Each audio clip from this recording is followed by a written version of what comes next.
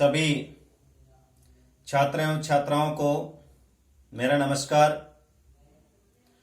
Vivekananda school निमका थाना की online classes में आप सभी का हार्दिक स्वागत है। प्रिय छात्रों, डेली की तरह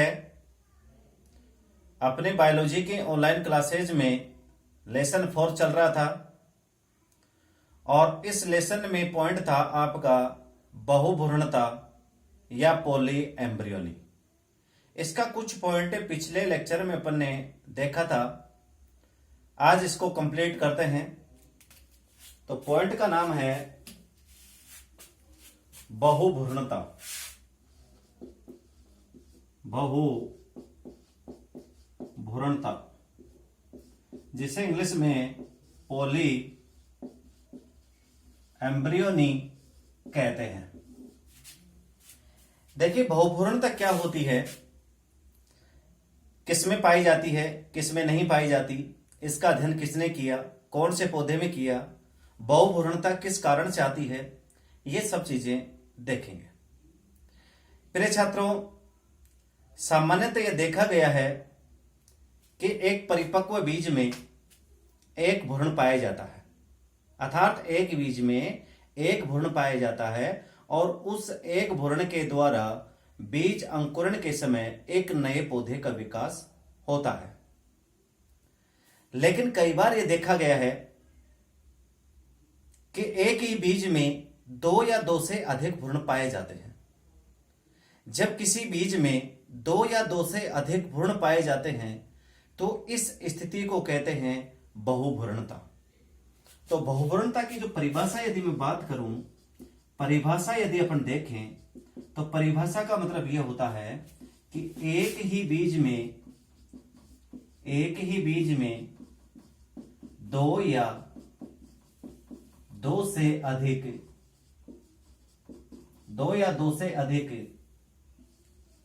भ्रूणों का पाया जाना बहुभ्रूणता कहलाता है। यह तो हो गई परिभाषा कि जब किसी बीज में 2 या 2 से अधिक भ्रूण उपस्थित हों तो वो स्थिति कहलाती है बहुभ्रूणता। क्लियर? दूसरी बात यह आती है कि ये जो बहुभ्रूणता है वो जिम्नोस्पर्म पादपों का एक सामान्य लक्षण होता है। इसका मतलब यह हुआ कि जो जिम्नोस्पर्म पादप होते हैं उन जिम्नोस्पर्म पादपों में यह सामान्यतः पाई जाती है, लेकिन आवर्तबीजी पादपों के कुछ वंशों में भी पाई जाती है। इसका मतलब यह हुआ कि जो जिम्नोस्पर्म या इसे अपन अनावर्तबीजी पादप भी कहते हैं, जिम्नोस्पर्म या अनावर्तबीजी पादपों का यह एक सामान्य लक्षण है। कंपटीशन लाइक प्रश्न है कि बहुभ्रूणता है वो जिम्नोस्पर्म पादपों में सामान्यतः यह पाई जाती है। क्लियर? लेकिन जो एंजियोस्पर्म पादप होते हैं, एंजियोस्पर्म जो पादप होते हैं जिन्हें आवर्तबीजी पादप भी कहते हैं। देखिए, इंग्लिश में एंजियोस्पर्म कहते हैं और हिंदी में इनको आवर्तबीजी कहते हैं। तो इन आवर्तबीजी पादपों के कुछ वंशों में ही बहुभ्रूणता पाई जाती है। अब ये वंश कौन से हैं, इसका मैं यदि एग्जाम्पल लिखूं कि कौन से में पाई जाती है, इसका एग्जाम्पल यदि बात करूं मैं तो सामान्यतः जो सिट्रस वर्ग के जो पादप होते हैं, सिट्रस वर्ग के पादपों में ये पाई जाती है। अब आप कहोगे साहब सिट्रस वर्ग के पादप कौन से होते हैं? वे पादप जिनमें खट्टे फल लगते हैं, जिनमें जैसे नींबू है, आंवला है, मौसमी है, संतरा है, इन सब के अंदर ये पाई जाती है। तो कई बार कंपटीशन पूछ लेता है कि निम्न में से कौन से वर्ग के पादपों में बहुभ्रूणता पाई जाती है, और वो कौन सा आता है? सिट्रस वर्ग आता है। या सिट्रस वर्ग में कौन सा गुण पाया जाता है? बहुगुणता का पाया जाता है। यदि वर्ग का नाम न दे के और पौधे का नाम दे दे तो आप एक चीज दिमाग में रखना कि जिनके खट्टे फल होते हैं उन खट्टे फलों के अंदर क्या पाई जाती है? बहुगुणता पाई जाती है। तो ये बात निकल के आती है कि जो अनावर्त बीजी पादप होते हैं, जो जिम्नोस्पर्म पादप होते हैं, उनमें तो ज्यादातर पौधों में ये पाई जाती है, लेकिन आवर्त बीजी पादपों के केवल कुछ पौधों तक ही ये सीमित होता है, सभी पौधों में यह नहीं पाई जाती है। ये बात क्लियर? अब उसके बाद में आता है कि इस बहुगुणता का अध्ययन किसने किया और कौन से पौधे में किया, ये देखते हैं। तो देखिए, इसका जो अध्ययन था, बहुगुणता का जो अध्ययन था, ये अध्ययन किसने किया और कौन से पौधे में किया? तो एक व्यक्ति थे जिनका नाम है एंटोन वॉन ल्यूवेनहोक। ये एक व्यक्ति का नाम है, क्या नाम है? Anton van Leeuwenhoek. इसका नाम आपका जाना पहचाना होगा और आपने ये भी देखा होगा कि ल्यूवेनहोक ने जीवाणुओं की खोज भी की थी। किसकी खोज की थी? जीवाणुओं की। और इस ल्यूवेनहोक ने माइक्रोस्कोप के द्वारा जीवाणुओं को सबसे पहले देखा था।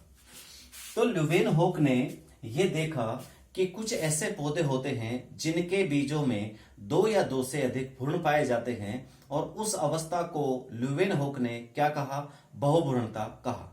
तो बहुभ्रूणता का अध्ययन करने वाले व्यक्ति थे ल्यूवेनहोक। और इस ल्यूवेनहोक ने कौन से पौधे में अध्ययन किया था? इन्होंने संतरा के अंदर जनरली ये देखा था। संतरा जो पादप है, संतरे के पादप के अंदर ऐसा इन्होंने देखा था। क्लियर? यहां तक की बातें क्लियर हो चुकी होंगी। और इन्होंने बहुगुणता का अध्ययन किया था 1719 में। कब किया था छात्रों? 1719 में किया था। क्लियर? अब बहुगुणता की एग्जाम्पल यदि मैं बात करूं, वो तो वर्ग बताए थे मैंने, सिट्रस वर्ग बताया था, नींबू कुल बताया था। तो ऐसे कौन कौन से पौधे हैं जिनमें बहुगुणता सामान्यतः देखी गई है? इसका एग्जाम्पल है जैसे मान लीजिए नींबू है, संतरा है, मौसमी है, इसके अलावा जामुन है, इसके अलावा प्याज है, इसके अलावा तंबाकू है और क्रोटेलेरिया है। क्रोटेलेरिया, ये मैंने पौधों के नाम लिखे हैं। इन पौधों के अंदर सामान्यतः बहुगुणता देखी गई है। एक चीज का ध्यान रखना, मैंने कहा कि एक बीज में 2 या 2 से अधिक भ्रूण पाए जाते हैं। तो आपके दिमाग में प्रश्न आता होगा कि क्या सभी भ्रूण परिपक्व होकर के और नए पौधे का निर्माण करते हैं? एक ही बीज में जब 2 या 2 से अधिक भ्रूण हैं तो उनसे फिर पौधे भी बढ़ने चाहिए, लेकिन ऐसा नहीं होता है। जब बीज का अंकुरण होता है उस समय भ्रूण की विकास अवस्थाओं के दौरान, जब भ्रूण का विकास होता है उस समय केवल एक ही भ्रूण जीवित अवस्था में रहता है। बाकी सभी जो भ्रूण होते हैं वो विकास के दौरान धीरे धीरे क्या हो जाते हैं? नष्ट हो जाते हैं। इसका मतलब यह हुआ कि बहुभ्रूणता का कोई महत्व वैसे नहीं है, केवल एक ही भ्रूण परिपक्व होता है, बाकी भ्रूण क्या हो जाते हैं? नष्ट हो जाते हैं। क्लियर? अब यहां पर देखिए एक एग्जाम्पल और आ रहा है। एक अधिपादप है, अधिपादप, और अधिपादप को इंग्लिश में एपीफाइट कहते हैं। क्या कहते हैं? एपीफाइट। आपके दिमाग में ये भी आ रहा होगा कि अधिपादप कौन से पादप को कहते हैं? वे पादप जो सहारा के लिए किसी दूसरे पौधे पर निर्भर होते हैं, यानी दूसरे पौधे के ऊपर रह करके अपना विकास करते हैं, दूसरे पौधे पर निर्भर रहते हैं, उनको कहते हैं अधिपादप। और अधिपादप का एग्जाम्पल है वेंडा। इसका एग्जाम्पल है वेंडा। ये आर्किड्स पादप है। ये एक क्या है? आर्किड्स पादप। ये जो वेंडा है, इस वेंडा में भी बहुभ्रूणता पाई जाती है। ध्यान रखना, ये सामान्य पादप है जबकि ये अधिपादप है। ये एपीफाइट है जबकि ये नॉर्मल पादप है। ये अधिपादप का एग्जाम्पल याद को रखना आपको, वेंडा। वेंडा का जब बीज अंकुरण करता है, वेंडा का जब बीज अंकुरण करता है और इस वेंडा में बहुभ्रूणता भी पाई जाती है। इसका मतलब एक ही बीज में 2 या 2 से अधिक क्या है? भ्रूण है। तो वेंडा जो पादप है, इसमें जब बीज का अंकुरण होता है उस समय दो या दो से अधिक भ्रूणों का क्या होता है, विकास होता है। यानी और बाकी पौधों में तो दो या दो से अधिक भ्रूणों में से केवल एक ही भ्रूण का परिपक्व होगा, जबकि वेंडा जो पादप है इसके बीज के अंकुरण के समय इसमें एक या एक से अधिक परिपक्व भ्रूण पाए जाते हैं। ये एक अपवाद है। क्लियर? ये तो बातें हो गई पादपों की, लेकिन ये देखा गया है कि पादपों के समान जीवों में भी बहुभ्रूणता पाई जाती है। यानी पोली एम्ब्रियोनी है वो जीवों में भी पाई जाती है, लेकिन जीवों में इतनी ये ज्यादा इंपॉर्टेंस नहीं है, वैसे बहुत रेयर केस में होती है। और इसमें के मानव में आपने देखा होगा कि मानव में सामान्यतः डिलीवरी के समय, जनन के समय एक ही बच्चा उत्पन्न होता है, युग्मनज से आगे चल करके एक ही जीव बनता है। लेकिन कई बार यह भी देखा होगा आपने कि एक महिला के 3, 4, 5, 6 बच्चे हो जाते हैं। तो वो 6 बच्चे कैसे होते हैं? युग्मनज तो एक ही होता है, युग्मनज एक ही होता है, निषेचन भी एक ही बार होता है, तो फिर वो 6 बच्चे कैसे हो जाते हैं? 5-5, 6 बच्चे कैसे उत्पन्न होते हैं? इसका कारण यह है कि आपको पता, आपने एम्ब्रियोलॉजी जब पढ़ोगे उस समय आपको पता है युग्मनज बनता है, युग्मनज आगे चल करके किसी में बदलता है, मोरुला में बदलता है। और मोरुला जो होता है वो एक कैलस के समान संरचना होती है। जैसे कैलस मैंने आपको बताया था, उस कैलस जैसी संरचना पाई जाती है और उस अविभेदित कोशिकाओं के समूह को मोरुला कहते हैं। सामान्य अवस्था में मोरुला एक गेंदनुमा संरचना होती है, उसकी कोशिकाएं आपस में जुड़ी होती हैं। लेकिन कई बार हार्मोनल के कारण से हो सकता है या एनवायरनमेंट के कारण से हो सकता है, किसी कारण से वो मोरुला कई भागों में टूट जाता है। जितने भागों में मोरुला टूटता है उतने ही क्या बन जाते हैं, नए जीव बन जाते हैं। आपने ये भी देखा होगा कि जब एक बच्चा होता है उसके जीने की रेट क्या होती है, ज्यादा होती है, वो बच्चा हष्ट पुष्ट होता है, ठीक। लेकिन जब एक बार में 5 या 6 बच्चे उत्पन्न होते हैं तो उनके जो जीने की रेट है वो क्या हो जाती है, कम हो जाती है, और उनमें 2-4 बच्चे क्या हो जाते हैं, मर जाते हैं। क्यों? क्योंकि उनका डेवलपमेंट कंप्लीट नहीं हो पाता, सभी को प्रॉपर पोषण नहीं मिल पाता, इसलिए वो क्या हो जाते हैं, नष्ट हो जाते हैं। वही स्थिति पौधों में होती है कि बीज एक होता है जबकि भ्रूण 2 या 2 से क्या होते हैं, ज्यादा होते हैं।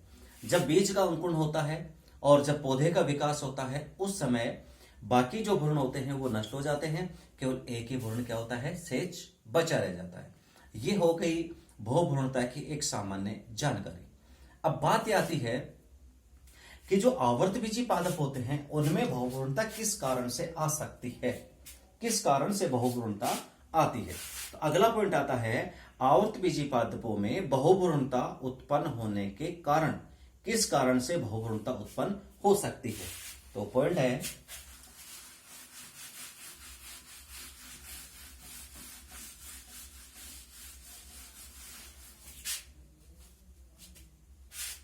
पॉइंट है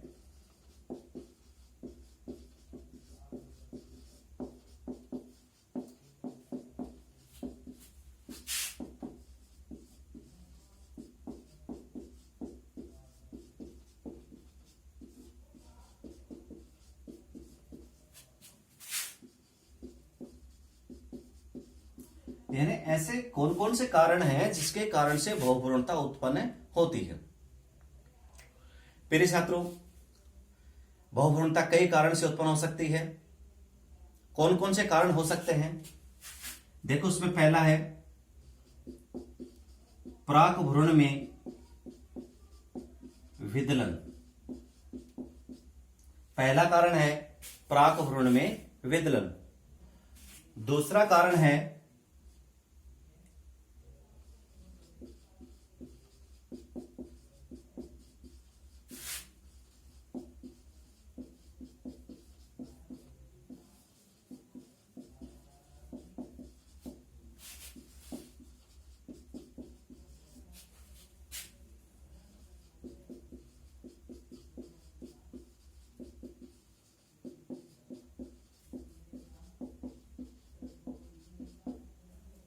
अंड कोशिका के अलावा भ्रूणकोश में उपस्थित किसी कोशिका का भ्रूण में बदलना। आपने भ्रूणकोश पढ़ा है, और भ्रूणकोश में आपको पता है 7 कोशिका होती हैं। एक अंड कोशिका होती है, दो सहायक कोशिका होती हैं, प्रतिमुखी कोशिका होती है, एक द्वितीय केंद्रक होता है। तो सामान्यतः भ्रूण का निर्माण होता है अंड कोशिका से, लेकिन किसी कारण से अंड कोशिका के अलावा जो सहायक कोशिका हैं, प्रतिमुखी कोशिका हैं, उनसे यदि भ्रूण बन जाए तो भी क्या उत्पन्न हो सकती है, बहुभ्रूणता उत्पन्न हो सकती है। और इसमें जो बहुभ्रूणता आ सकती है वो निषेचित और अनिषेचित कोशिकाओं से उत्पन्न होती है। निषेचित कोशिकाओं से यदि भ्रूण बनता है तो वो द्विगुणित होता है, अनिषेचित कोशिकाओं से यदि भ्रूण बनता है तो वो अगुणित होता है। क्लियर। तीसरा हो सकता है, तीसरा कारण, बीजांड में दो से अधिक भ्रूण कोश का पाया जाना, यह भी कारण हो सकता है। और चौथा कारण है वो यह है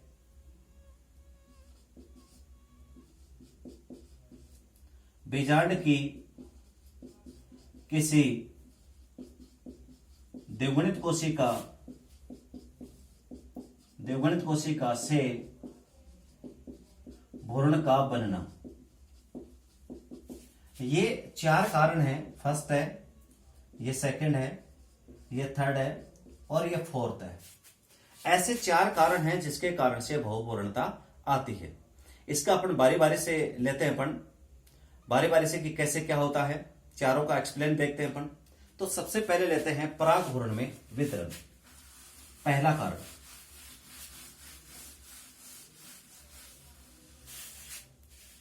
देखिए बहुभ्रूणता उत्पन्न होने का पहला कारण है क्लीवेज इन प्रो एम्ब्रियो, पराग भ्रूण में विदलन। क्लियर। अब बात आती है, सबसे पहले तो आता है कि पराग एम्ब्रियो क्या होता है। देखिए सबसे पहले अंड कोशिका और अंड कोशिका के साथ संलयन करता है नर केंद्रक। ये मादा युग्मक है, ये नर युग्मक है, दोनों आपस में मिलते हैं, संलयन करते हैं दोनों, और दोनों के संलयन के कारण से युग्मनज बनता है। क्या बनता है? युग्मनज। और ये युग्मनज होता है, ये द्विगुणित होता है। क्या होता है? ये द्विगुणित, ये द्विगुणित होता है युग्मनज। क्लियर। अब ये युग्मनज आगे चल करके विभाजन करके और क्या बनाता है? पराग भ्रूण बनाता है, और पराग भ्रूण आगे चल करके किस में बदल जाता है? भ्रूण में। पराग भ्रूण का मतलब यह होता है कि प्रारंभिक जो भ्रूण होता है, जो शुरुआती जो भ्रूण होता है, जो अविभेदित भ्रूण होता है या अपरिपक्व भ्रूण कह सकते हैं अपन। अपरिपक्व भ्रूण को क्या कहते हैं? पराग भ्रूण। पराग भ्रूण में क्या हो जाए? विदलन। पॉइंट है विदलन, इसको इंग्लिश में कहते हैं क्लीवेज। विदलन का मतलब होता है टूटना, विदलन का मतलब होता है टूटना। तो जब ये पौधों के अंदर निषेचन के बाद युग्मनज बनता है और युग्मनज से भ्रूण का निर्माण होता है, और उस भ्रूण में यदि विदलन हो जाए, भ्रूण जितने भागों में टूट जाए, तो जितने भागों में टूटेगा उतने ही क्या बन जाएंगे? भ्रूण बन जाएंगे। जब पराग एम्ब्रियो दो या दो से अधिक भागों में टूटता है तो भ्रूणों का निर्माण भी क्या होगा? दो से अधिक होता है। तो इस स्थिति में क्या उत्पन्न हो सकती है? इस स्थिति में बहुभ्रूणता उत्पन्न हो सकती है, और ऐसा देखा गया है यूलोफिया नामक आर्किड्स पादप में। इसका जो एग्जाम्पल यदि मैं बात करूं, इसके एग्जाम्पल की बात करूं तो यूलोफिया एक आर्किड है, एक पादप है यूलोफिया। इस यूलोफिया पादप के अंदर जो प्रो एम्ब्रियो होता है, उस प्रो एम्ब्रियो में विदलन के कारण से क्या उत्पन्न होती है? बहुभ्रूणता उत्पन्न होती है। अब इस यूलोफिया पादप के अंदर जो बहुभ्रूणता होती है, विदलन होता है, वो तीन प्रकार से होता है। कितने प्रकार से? तीन प्रकार से। पहला यह आता है कि इस प्रो एम्ब्रियो में लगातार विभाजन होता है, कोशिकाओं में लगातार विभाजन होगा। विभाजन होने के बाद में जो निभाग की तरफ जो कोशिका होती है, किधर? निभाग की तरफ जो कोशिका होती हैं, वो वृद्धि करना शुरू कर देती है। यानी प्रो एम्ब्रियो है, प्रो एम्ब्रियो की कोशिका लगातार क्या करेंगी? विभाजन करेंगी।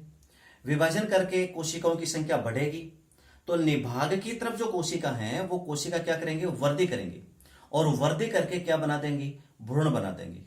उसके कारण से भी क्या आ जाती है, बहुभ्रूणता। इसके अलावा यह हो सकता है कि प्राक एम्ब्रियो में अनेक अतिवृद्धियां बनती हैं, कलिकाएं उत्पन्न होती हैं, और वो कलिका आगे चल करके क्या बनाती हैं, भ्रूणों का निर्माण करती हैं। इसके अलावा तीसरा यह हो सकता है कि जो प्राक एम्ब्रियो होता है, उस प्राक एम्ब्रियो से शाखाएं निकलती हैं, ब्रांच निकलती हैं, और वो शाखाएं आगे चल करके भ्रूणों में परिवर्तित हो जाती हैं। तो इस प्रकार से आपको सीधा दिमाग में यह रखना है कि यूलोफिया जो आर्किड्स है, उस यूलोफिया आर्किड्स में बहुभ्रूणता प्राक एम्ब्रियो में विदलन के कारण से उत्पन्न होती है। यह बात आपको दिमाग में रखनी है। दूसरा कारण आता है, बहुभ्रूणता का दूसरा कारण है वो क्या है, और वो ये है दूसरा कारण, अंड कोशिका के अलावा, अंड कोशिका के अलावा भ्रूण कोश की किसी कोशिका से भ्रूण का विकसित होना। अब देखो यहां पर बात आ रही है भ्रूण कोश की। किसकी बात आ रही है, भ्रूण कोश की। भ्रूण कोश की स्ट्रक्चर देखोगे तो ये होता है, यहां पर एक ये अंड कोशिका होती है, अंड कोशिका के दोनों ओर ये क्या होती है, सहायक कोशिका होती है, और इधर ये क्या होती है, 3 प्रतिमुखी कोशिका, और ये होता है द्वितीयक केंद्रक। सामान्यतः भ्रूण का निर्माण होता है इस अंड कोशिका से। किससे होता है, अंड कोशिका से होता है। ठीक है, अब अंड कोशिका के अलावा ये तो बच गई सहायक कोशिका। क्या बच गई, ये सहायक कोशिका, और ये क्या बच गई, प्रतिमुखी कोशिका, और ये बच गया द्वितीय केंद्रक। क्या बच गया, ये द्वितीय केंद्रक। ठीक है, अब ये कहता है कि इस अंड कोशिका के अलावा जो बाकी कोशिकाएं हैं, ये कोशिकाएं किस में बदल जाएं, भ्रूण में बदल जाएं। भ्रूण में बदल जाएंगे तो भी क्या आ सकती है, बहुभ्रूणता। अब यहां पर कोशिका निषेचित भी हो सकती है और अनिषेचित भी हो सकती है।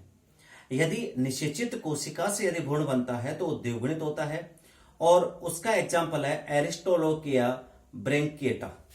यानी जो निषेचित कोशिका से निषेचित कोशिका से भ्रूण बनता है, ये भ्रूण क्या होगा, द्विगुणित होगा। और इसका एग्जाम्पल क्या है, इसका एग्जाम्पल है एरिस्टोलोकिया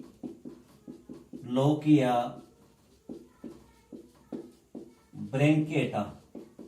ये तो है निषेचित कोशिका से जो द्विगुणित भ्रूण बनाता है। यदि अनिषेचित कोशिका से बनता है, तो अनिषेचित कोशिका से बनेगा तो वो भ्रूण क्या होगा, अगुणित होगा। और उस अगुणित भ्रूण का एग्जाम्पल यदि अनिषेचित कोशिका से हो, यदि अनिषेचित कोशिका से भ्रूण बने, क्योंकि यहां पर निषेचन नहीं हुआ, तो जो भ्रूण बनेगा वो क्या होगा, अगुणित होगा, एन होगा। अब इसका एग्जाम्पल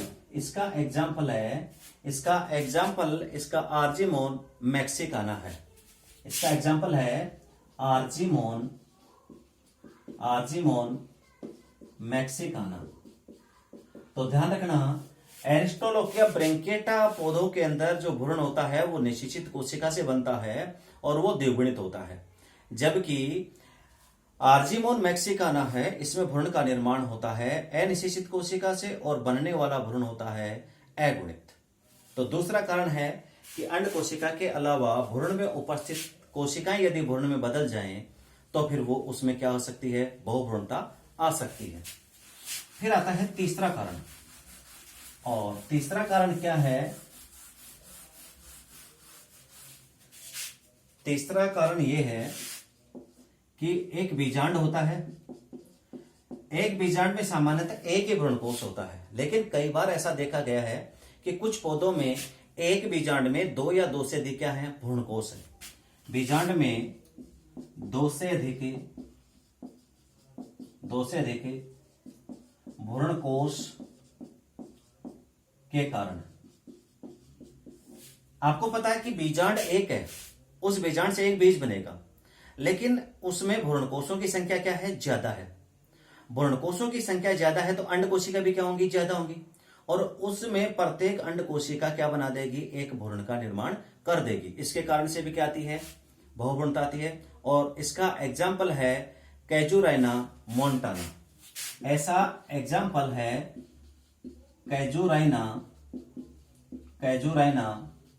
मोन्टाना। ये घास का नाम है, ये कैजुराइना मोन्टाना। क्लियर। चौथा कारण ये है, चौथा ये है, और चौथा क्या है कि बीजांडकाय की कोशिका या अध्यावरण की कोशिका, या तो बीजांडकाय या फिर अध्यावरण। आपको पता है कि बीजांडकाय और अध्यावरण किसके भाग है, बीजांड के भाग है। किसके भाग है, बीजांड के। तो इस बीजांडकाय और अध्यावरण की कोशिका जो होती हैं, इनकी जो कोशिका होती है, ये कोशिका आपको पता है क्या है, द्विगुणित होती है, और ये कोशिका किसे बदल जाए, भ्रूण में बदल जाए। तो आपको पता है कि बीजांडकाय या अध्यावरण की कोशिका से यदि भ्रूण का निर्माण हो जाए तो भी क्या आ सकती है, बहुभ्रूणता आ सकती है। और ऐसी बहुभ्रूणता को अपन अपस्थानिक भ्रूणता भी कह सकते हैं। क्या कह सकते हैं, अपस्थानिक भ्रूणता। क्लियर। तो इस प्रकार से 4 रीजन बताए थे, और इन 4 कारणों के कारण से पौधों में क्या आ सकती है, बहुभ्रूणता आ सकती है। ठीक है। अब पॉइंट आता है बहुभ्रूणता का महत्व। बहुभ्रूणता का महत्व, इंपॉर्टेंस क्या है। देखिए, बहुभ्रूणता का जो अध्ययन है, बहुभ्रूणता का उपयोग है, वो उद्यान विज्ञान में, कोशिका विज्ञान में, आनुवंशिक विज्ञान में, इनके अंदर इसका ज्यादातर उपयोग किया जाता है। देखो, इसका एक तो यह है कि इसके द्वारा, बहुभ्रूणता के द्वारा रोगाणु रहित या ये कह सकते हैं कि विषाणु रहित पादप उत्पन्न किए जा सकते हैं।